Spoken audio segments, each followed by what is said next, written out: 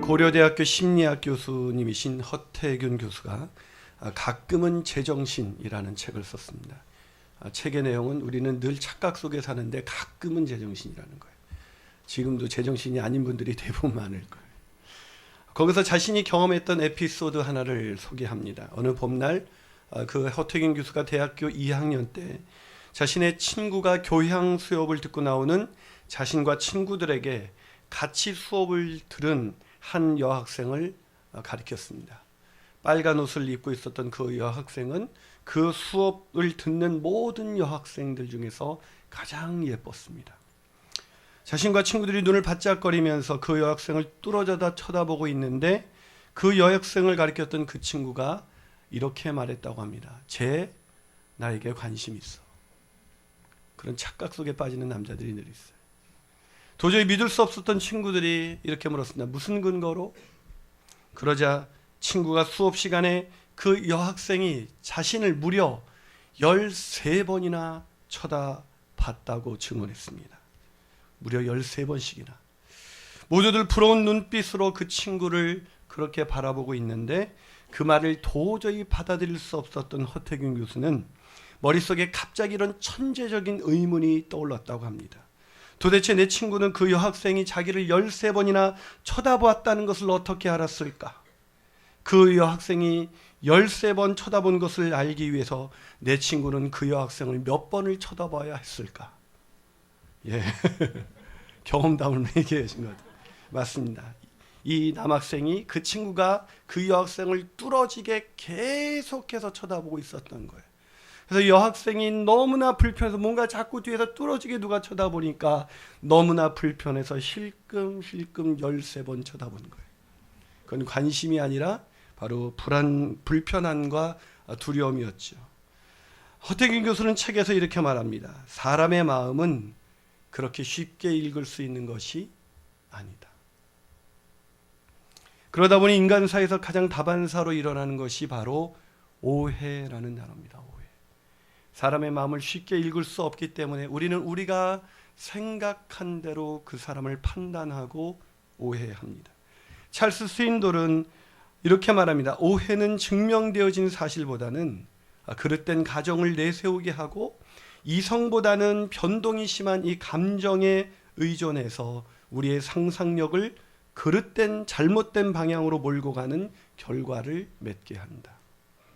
혹시 오해로 인해서 어려움을 당하고 있거나 아니면 누군가를 오해함으로 인해서 누군가에게 어려움을 주고 계시지는 않으십니까? 오늘 본문은 사도 바울이 어떤 유대인들에게 오해를 받아서 험한 일을 당한 정도가 아니라 죽을 뻔했던 이야기가 기록되어 있습니다. 본문 31절을 보면 그들이 그를 죽이려 할 때 그가 누구예요? 바로 사도 바울입니다. 사람들이 얼마나 사도 바울을 오해했는지 사도 바울을 죽이려고 했어요. 여러분 사도 바울의 입장에서 얼마나 황당했을까요? 20년 만에 1차 선교행, 2차, 3차 선교행을 마치고 20년 만에 예루살렘 교회로 돌아온 거예요. 무엇을 기대했을까요? 사람들이 보고 싶었던 사람들, 함께 신앙생활 했던 사람들을 떠올리면서 그들과 함께 기쁨의 시간을 보낼 것을 생각하면서 설레이는 마음을 안고 예루살렘에 돌아왔어요. 그랬는데 그들을 바울을 오해해서 바울을 죽이려고 하는 거예요.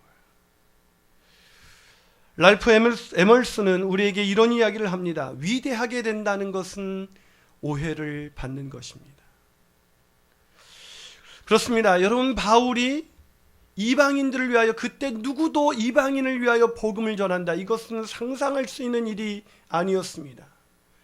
유대인들에게만 구원이 있다고 믿는 사람들에게 이방인들에게 가서 복음을 전한다는 이 위대한 비전은 평범한 유대인들에게는 도저히 있을 수 없었던 일이었기 때문에 어쩌면 유대인들이 바울을 오해할 수밖에 없었던 것은 너무나 당연한 일이었던 것입니다.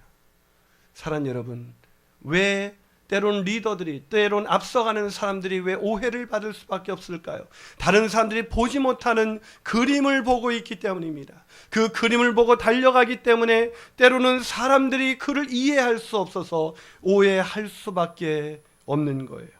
그러기에 우리는 깨달아야 합니다. 오해 없이는 일을 성취할 수 없다.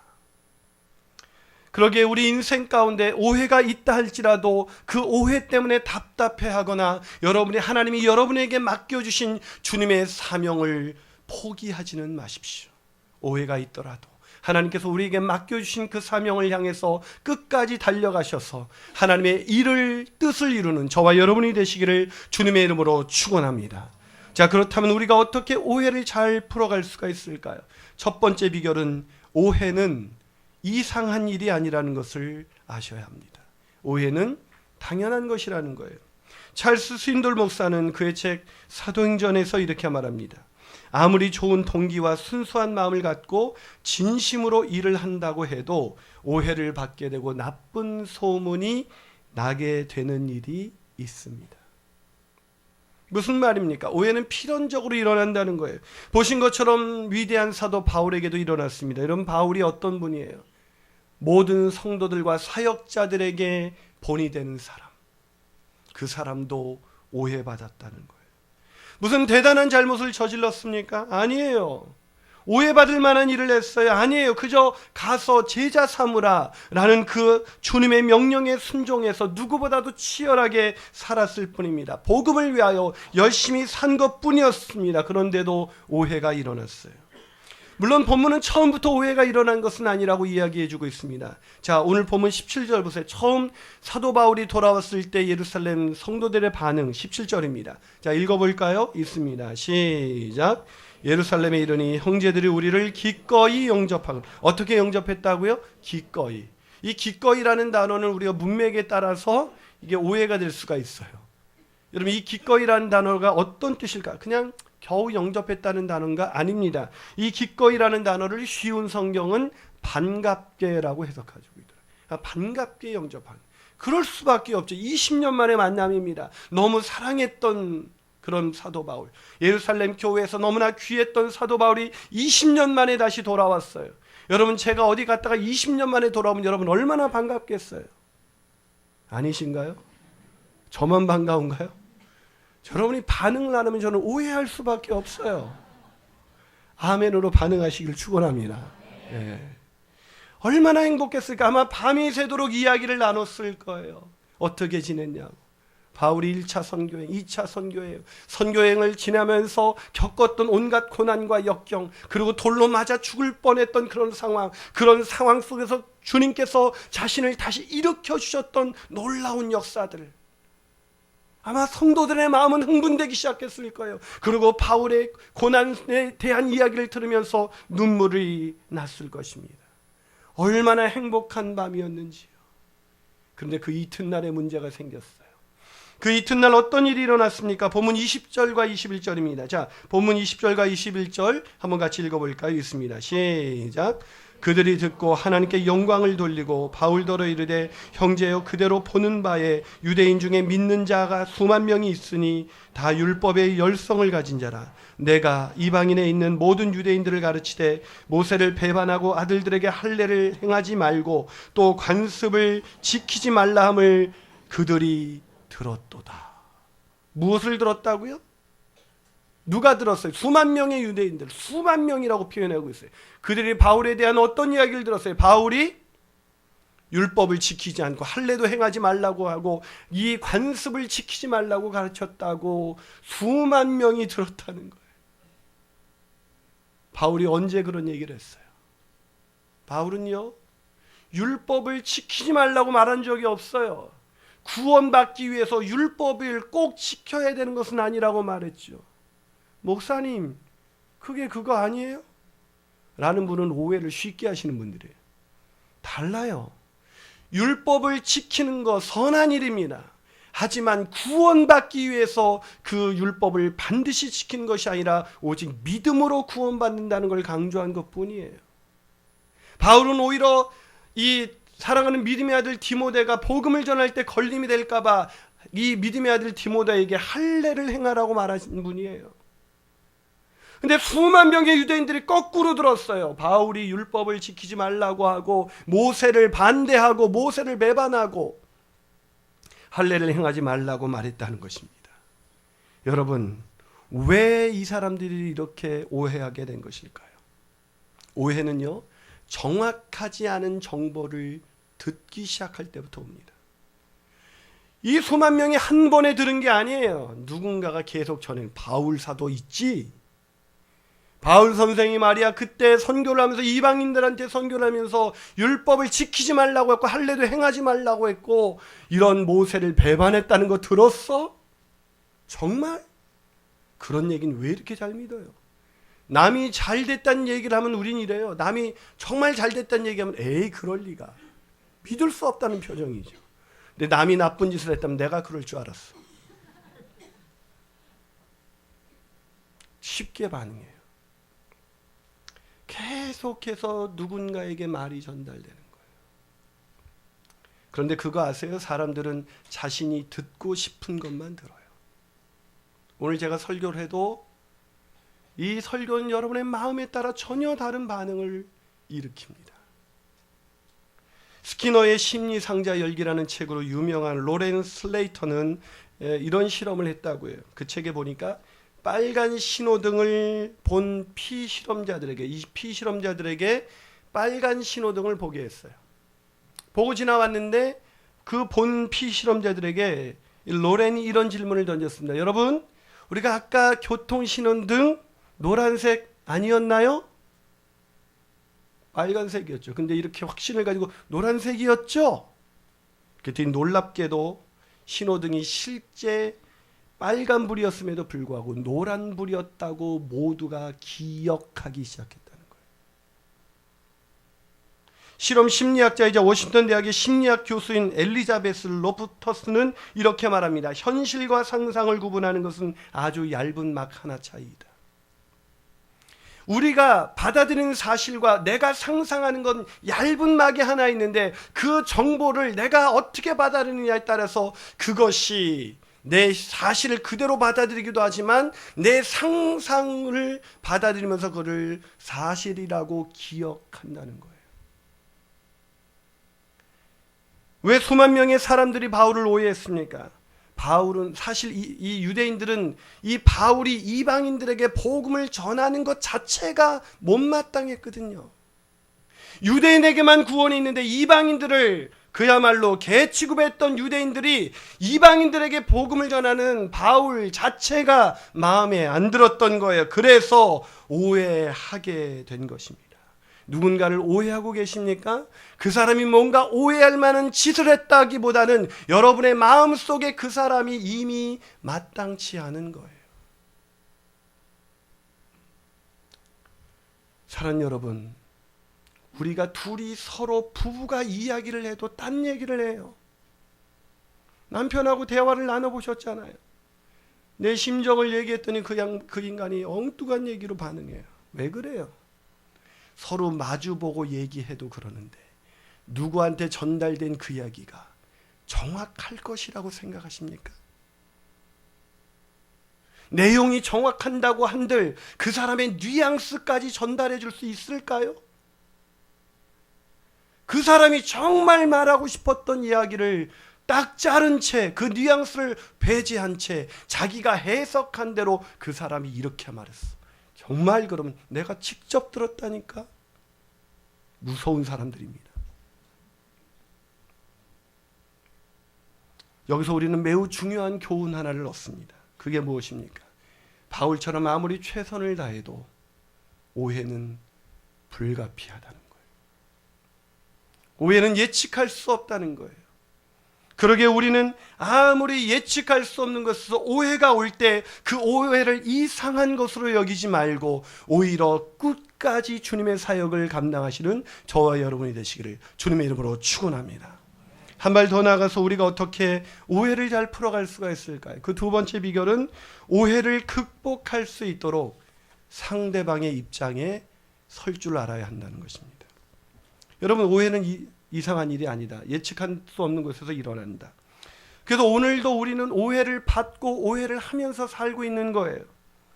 그냥 그것을 그냥 받아들이고 오해 속에서 산다는 것이 생각보다 문제는 쉽지가 않다는 것이죠. 여러분, 오해 받아보셨어요? 그때 심정이 어떠셨어요? 사랑하는 사람으로부터 오해받을 때. 그때 아무 잘못한 것도 없는데 어느 날 교회 와서 어떤 집사님하고 A 집사님이 B 집사님에게 집사 반가워. 그런데 그 집사님이 싸늘하게 고개를 돌려요. 그때 마음이 어떠세요? 하지만 더 힘든 것은 누군가 전달해주는 말이에요. 누군가에게 오해하도록 그 사람이 이렇게 말했어 라고 전달해주는 것이죠. 그럼 누가 더 야속해요? 그 전달해주는 사람도 왜 이렇게 야속한지 몰라요. 오해를 풀도록 중간에서 역할을 좀 잘했으면 좋겠는데 오히려 오해를 가져와서 저 사람이 당신 오해하더라 라고 전해줘요. 오늘 바울이 그런 상황에 처해 있었습니다. 자, 본문 24절을 한번 읽어볼까요? 24절입니다. 있습니다. 시작. 그들을 데리고 함께 결례를 행하고 그들을 위하여 비용을 내어 머리를 깎게 하라. 그러면 모든 사람이 그에 대하여 들은 것이 사실이 아니고 그대도 율법을 지켜 행하는 줄로 알 것이다. 지금 누가 얘기하고 있는 겁니까? 야고보 목사님과 장로님들이 함께 바울에게 고생하고 그 모진 고난과 핍박 속에서 선교 일에 최선을 다했던 바울에게 지금 뭐라고 말합니까? 사람들이 오해하고 있으니 그 사람들의 입장에서 당신이 그들이 오해하지 않도록 결례를 행하고 머리를 깎으라는 거예요. 여러분 같으면 여러분이 뭔가 누군가에게 수많은 오해를 받는데 제가 그렇게 얘기하면 여러분 뭐 어떻게 받아들이겠어요? 목사님은 저 사람 편이구나. 그렇게 생각 안 하시겠어요? 저 같아도 화를 냈을 거예요. 야고보 목사님, 내가 선교사로서 어떻게 살았는지 당신이 더 잘 알지 않습니까? 그런데 어떻게 나에게 그들을 설득해야지, 목사님이 돼서 장로님들이 돼서 그 오해하고 있는 그 사람들에게 왜 오해를 풀어주지 않고 나보러 굳이 하지 않아도 되는 그 일을 해야 됩니까? 게다가 이거는 이 결례를 행한다는 것은 비용이 엄청나게 드는 일이었거든요. 여러분, 민수기 6장에 이 결례를 행하고 머리를 깎는다는 말이 무슨 얘기냐면 민수기 6장을 이해해야 알 수 있는 거예요. 거기 보면 나시린의 법이 있어요. 나시린의 법. 나시린이 되면 이 서원 하나님 앞에 헌신한 자를 나시린이라고. 이 나시린이 서원을 하고 나면 포도주와 그날부터 독주를 금하고 머리를 깎지 않습니다. 근데 서원한 날이 다 지나도록 자기의 마음을 지켰으면 하나님께서 그걸 지킬 수 있도록 해주셨다고 감사하면서 제사를 드려야 되는데, 결례를 행해야 되는데, 그때 필요한 것이 양 3마리와 무교병 한 광주리와 그에 따르는 소제물과 전제물을 드려야 돼요. 비용이 엄청나게 들었습니다. 그래서 이분들은 이 바울과 선교팀 일행은 그것이 그렇게 꼭 해야 될 매우 중요한 일은 아니니까, 또 비용이 많이 드니까 그 비용을 드느니 차라리 선교에 더 쓰는 것이 나으니까 그냥 하지 않고 여지껏 왔던 거예요. 그런데 다른 사람도 아닌 야고보와 그 장로님들이 그 일을 행하라고 그 바울에게 부탁하고 있는 거예요. 그런데 놀라운 것은 바울이 그것을 행합니다.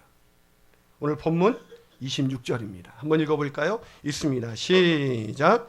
바울이 이 사람들을 데리고 이튿날 그들과 함께 결례를 행하고 성전에 들어가서 각 사람을 위하여 제사 드릴 때까지의 결례 기간이 만기된 것을 신고하니라. 율법의 일을 요구하는 일을 마쳤다고 신고까지 했어요. 놀랍지 않으세요? 여러분, 성도 간에 어려운 일이 있을 때 저는 항상 좀 더 성숙한 사람에게 이렇게 말해요. 집사님이 미안하다고 하세요. 제가 그런 말을 하거든. 여러분이 성숙한 사람이기 때문에 그런 얘기를 부탁을 드리는 거예요. 근데 어떤 분은 그 말을 또 오해하세요. 목사님 역시 저 사람 편이에요. 왜 바울이 이렇게 했을까요? 고린도전서 9장 19절과 20절에서 바울이 왜 그렇게 행동했는지 그 이유를 이렇게 말해주고 있습니다. 자, 한번 같이 읽어볼까요? 있습니다. 시작. 내가 모든 사람에게서 자유로우나 스스로 모든 사람에게 종이 된 것은 더 많은 사람들을 얻고자 함이라. 유대인들에게 같이 있습니다. 시작. 유대인들에게 내가 유대인과 같이 된 것은 유대인들을 얻고자 함이요 율법 아래에 있는 자들에게는 내가 율법 아래 있지 아니하나 율법 아래에 있는 자 같이 된 것은 율법 아래에 있는 자들을 얻고자 함입니다. 뭐라고요? 바울에게 중요한 것은 자신의 입장이 아니라 그들의 입장이었습니다. 나를 오해하고 있는 그 연약한 자들을 어떻게 하면 그리스도께로 인도할 수 있을까? 그것을 위해서 얼마든지 자신의 입장을 포기하고 그들의 입장에 서기를 주저하지 않았던 이 바울의 모습, 이 모습을 보면서 제가 얼마나 부끄러웠는지요. 저도 목사지만 제가 억울한 일을 당할 때, 제가 오해받고 있을 때 그들의 입장에 선다는 것, 내가 여유가 있을 때면 몰라요. 내가 마음에 여유가 있을 때는 그들의 입장에 설 수가 있지만 나도 힘든데 너무나 힘겹게 그렇게 20년 동안 선교일을 감당하고 그렇게 지쳐서 돌아온 사람에게 요구했던 이 일을 바울은 그대로 행한 것입니다. 닮고 싶었어요. 하나님, 제가 바울처럼 되기를 원합니다. 사랑 여러분, 누군가에게 오해받고 계세요? 아무런 잘못도 없이 살아가는 배우자에게, 살아가는 자녀들 간에, 살아가는 친구를 통해서, 친구로부터, 아니 내가 정말 믿었던 사람으로부터 누군가에게 오해를 받고 계십니까? 그래서 비난을 듣고 계세요. 힘들 거예요. 속상할 거예요. 견디기 힘들 것입니다. 제가 알거든요. 하지만 그럼에도 불구하고 그들의 입장에 설 줄 아는 저와 여러분이 되시기를 주님의 이름으로 축원합니다. 마지막으로 우리가 어떻게 오해를 잘 풀어갈 수가 있을까요?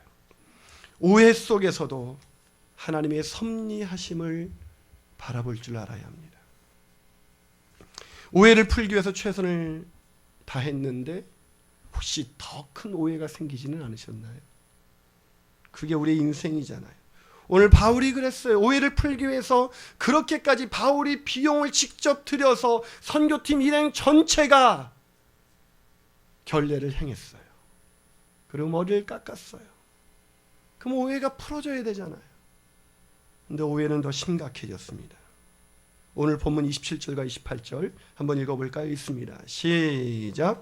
그 이래가 거의 참에 아시아로부터 온 유대인들이 성전에서 바울을 보고 모든 무리를 충동하여 그를 붙들고 외치되 이스라엘 사람들아 도우라. 이 사람은 각처에서 우리 백성과 율법과 이곳을 비방하여 모든 사람을 가르치는 그 자인데 또 헬라인을 데리고 성전에 들어가서 이 거룩한 곳을 더럽혔다.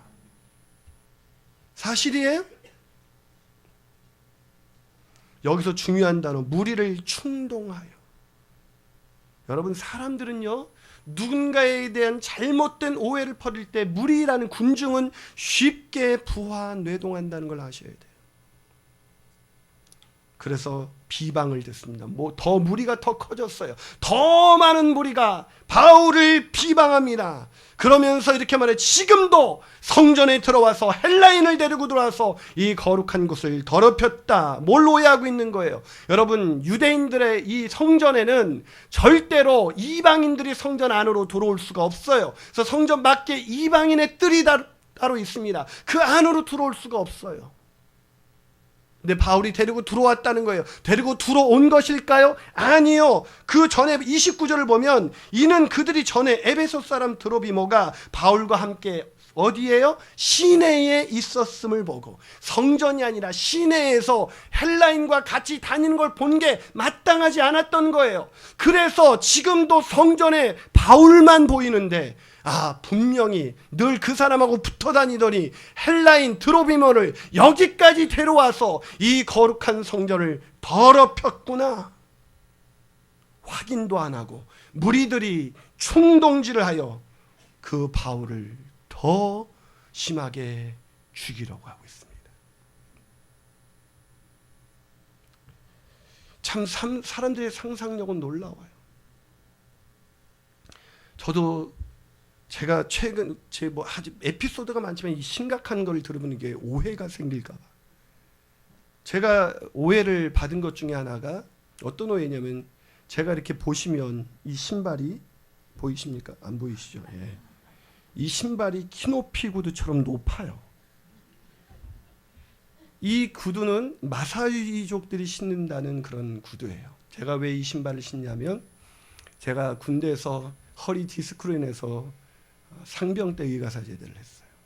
그래서 사실 저는 제 인생에 평생 지울 수 없는 지병이 허리 디스크예요. 그래서 정상적인 구두를 신고 설교를 한 번 하면 한 번은 설교할 수 있지만 두 번 할 수는 없어요. 허리가 끊어질 듯 아파요. 그래서 교회를 개척해서 저는 제 소원이 제발 한 번만 예배 드리는 거예요. 하여튼 내년부터 한번 바꿔볼까요? 그런데 밀려드는 성도님들을 위해서 예배를 바꾸고 보니까 허리가 도저히 버티질 못해요. 그래서 이 마사이족 신발은 이 뒤꿈치가 이렇게 깎여 있어서 허리를 고추 세워줘요. 제가 등이 좀 굽어서 이게 등 이렇게 있거든요. 고추 세워주기 때문에 버틸 수가 있어요. 그래도 3부 예배 끝나면 청년 예배는 정말 힘들어요. 그래서 청년 예배 설교 끝나고 기도시키면서 그 자리에 주저앉은 적도 한두 번이 아니에요. 그래서 제가 이것을 신은 건데 한 번은 전폭에서 수료 예배를 할 때 꽁트를 기획했는데 저를 빗대어서 김일환 목사님이 키높이 구두를 신었다는 거. 아니 제 키가 작은 키는 아니잖아요. 제가 키높이 구두를 신어야 할 정도로 작습니까? 저 174거든요. 그 많은 분들이 오해를 하는 거예요. 그래서 제가 참 마음이 아프더라고요. 아니 제가 키가 작나? 키높이 구두를 신었다는 그 오해 때문에 키가 작다고 제가 오해를 받은 거예요. 사랑하는 여러분, 이런 사소한 오해라면 웃고 넘길 수가 있죠. 하지만 이들의 오해는 바울을 죽일 뻔했습니다. 바울이 어떤 지도자예요? 기독교 역사에서 바울이 없었다는 것을 상상해 보세요. 복음 전파가 늦어질 뻔했습니다. 아니, 안 될 수도 있었습니다.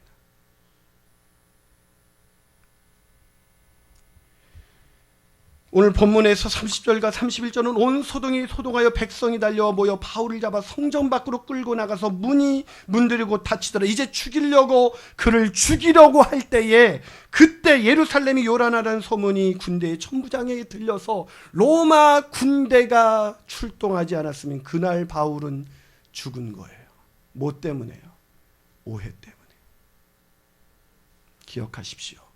오해는 가벼운 그저 가십거리가 아니라 사람을 죽일 수 있는 치명적인 죄악입니다. 그런데도 사도 바울은 오늘 22장 1절에서 이렇게 말합니다. 부형들아, 내가 변명하는 말을 들으라. 끝까지 변명하고 있는 바울, 끝까지 오해를 풀기 위해서 최선을 다하는 바울. 그러나 이 오해는 풀리지 않았습니다. 여러분 그거 아세요? 왜 바울이 오해가 풀리지 않고 계속 설명하는데도 풀리지 않는데도 왜 계속 이렇게 밀어나게? 저 같으면 떠났을 거예요. 그런데 왜 계속해서 이러고 있을까요? 하나님의 섭리하심, 하나님이 살아계신다, 하나님이 내 마음 알고 계신다, 하나님만 바라본 거예요. 그 하나님을 바라봄으로 어떤 오해 속에서도 너무 힘겨울 때 그 하나님만 바라보고 그 오해를 풀어가시는 저와 여러분이 되시기를 주님의 이름으로 축원합니다. 위대한 설교가 중에 찰스 스펄전이라는 목사님이 계십니다. 제가 개인적으로 아주 존경하는 목사님이십니다. 시대가 그렇게 많이 흘렀는데도 모든 목회자들이 지금도 이분의 설교를 참고할 정도예요. 이렇게 탁월하고 위대한 설교가였던 스펄전 목사님도 목회하다가 낙심하셨던 일화를 이렇게 소개했습니다. 교회 어느 날 스펄전 목사님에 대한 나쁜 소문이 돌기 시작했어요. 아무리 오해를 풀려고 몸부림을 쳤는데도 안 되는 거예요. 점점 번져가는 소문과 그 오해를 어떻게 할 수가 없었습니다. 그래서 그는 결국 마지막 결단을 내립니다. 사임하자. 매주 강단에 섰을 때 싸늘하게 쳐다보는 그 성도들의 눈빛을 더 이상 감당할 수 없었던 스펄전 목사님이 교회를 사임하기로 결정하고 마지막으로 주님 주신 사명 감당하기 위해서 교인들의 집을 신방하기로 결정합니다. 바빠서 하지 못했던 일 다 신방하고 그만두죠. 이후 농사 짓는 교인네 집을 신방 갔다 걸어 나오는데 그 집에서 키우는 우리 안에 있는 소들의 모습이 이상한 거예요. 소들이 다 목을 이렇게 길게 우리 바깥까지 빼고 마치 넋이 나간 사람처럼 이렇게 넋놓고 저 밖에 있는 푸른 초장을 보고 있는 거예요. 다 모든 소가. 그래서 스펄전 목사님 묻습니다. 이보게 왜 소들이 다 저러고 있나? 그러자 그 주인이 이렇게 대답했다고 합니다. 목사님, 그럴 수밖에 없지요. 소들이 담장을 뚫을 수도 없고 우리를 넘을 수도 없고, 그러니 주인이 언젠가는 문 열어주시겠지 하고 목을 빼고 기다리는 거예요. 순간 스펄전 목사님은 망치로 머리를 한 대 얻어맞은 듯 했다고 하면서 이렇게 생각했다고 합니다. 아, 그렇구나. 나는 지금 우리 안에 갇혀 있구나. 이 고난의 벽에 갇혀 있구나. 내가 여기서 울고 좌절하고 통곡하고 낙심하고 있을 것이 아니라 이 고난의 벽을 넘어서 하나님을 기다려야겠다. 하나님께서 언젠가는 이 우리 안에 갇혀 있는 나를 빼서 저 푸른 초장으로 인도하시겠지. 그날 목사님의 일기에 이런 제목을 달았다고 합니다. 소를 통하여 받은 훈계. 사랑하는 여러분, 오해 속에 계시나요? 아니면 누군가를 오해하고 계시지는 않습니까? 사랑하는, 살을 맞대고 사는 부부인데도 평생을 사는데도 오해가 풀리지 않는 부부, 부모 자식 간의 오해, 형제 간의 오해, 막역했던 친구 간의 오해, 믿음의 식구들 간의 오해, 아니 목사님을 향한 오해. 오해는 사람을 죽일 수도 있습니다. 이 설교를 들으면서 한 이민교회 목사님이 들려줬던 얘기가 기억나요. 이민 목회를 열심히 하시는데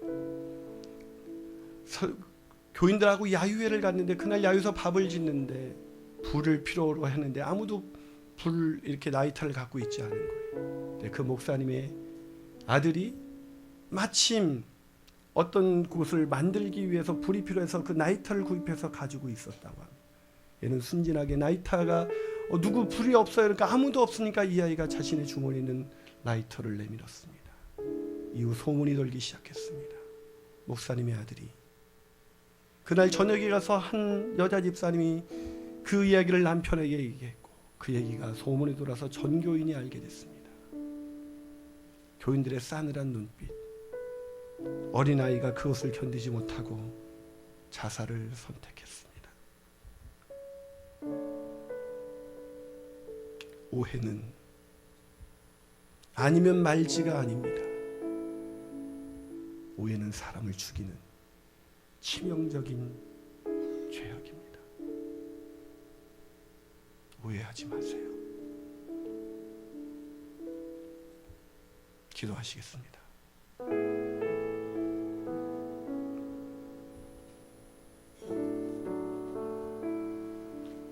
한때 사랑했던 사람과의 오해, 그 오해가 둘 사이를 갈라놓고 부모와 자식, 친구, 믿었던 동료, 믿음의 식구들, 서로 사랑하고 존경해야 될 목회자와의 모든 관계를 깨뜨립니다. 오해 받고 계시나요? 아무도 이해하지 못해도 하나님이 아십니다. 그 하나님만 바라보세요. 그 주님이 내 마음 아시니까요. 바울처럼 최선을 다해서 노력해서도 이 오해가 끝나지 않아도 이 생의 끝에서 주님이 말씀하실 것입니다. 나는 알아. 그것만 보고 나갔으면 좋겠습니다. 그 주님을 신뢰하기에 오히려 연약한 지체들을 생각하면서 오해를 푸는 우리가 되었으면 좋겠습니다. 오직 주님만을 바라보며 평생 주님, 내가 오해 속에서도 주님의 길을 걷겠습니다. 바울처럼, 예수님처럼, 요셉처럼, 모세처럼, 수많은 믿음의 선진들처럼 그렇게 걷기를 원합니다. 그 마음으로 우리 찬양 부르며 나갔으면 좋겠습니다. 하나님의 사랑을 사모